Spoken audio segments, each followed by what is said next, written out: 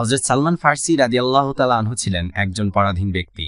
তার মালিক মুক্তিপণের বিনিময়ে তাকে মুক্তি দেওয়ার চুক্তি করেছিলেন, কিন্তু তিনি মুক্তিপণ পরিশোধ করতে অপারগ হন। এমন পরিস্থিতিতে তিনি ইসলাম গ্রহণ করেন, কিন্তু মুক্তিপণ তখনও তার উপর বহাল থাকে।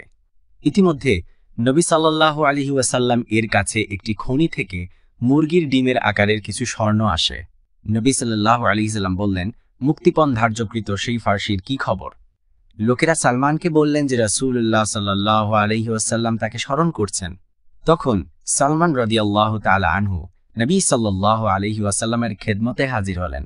নবী সাল্লাল্লাহু আলাইহি সাল্লাম বললেন, হে সালমান, এটা নাও এবং তোমার উপর যে পরিমাণ ঋণ আছে তা পরিশোধ করে দাও। সালমান রাদিয়াল্লাহু তাআলা আনহু বললেন, ইয়া রাসূলুল্লাহ, এটা তো খুবই সামান্য। আমার উপর যে পরিমাণ ঋণ আছে তাই সামান্য স্বর্ণ দিয়ে কিভাবে পরিশোধ হবে?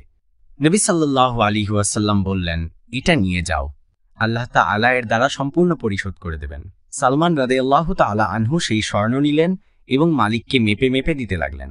তিনি বলেন, সেই সত্তার কসম যার হাতে সালমানের প্রাণ, আমার উপর 40 উকিয়া স্বর্ণ ছিল এবং তা সম্পূর্ণই আদায় হয়ে গেল, আর আমি পরাধীনতা থেকে মুক্তি পেলাম।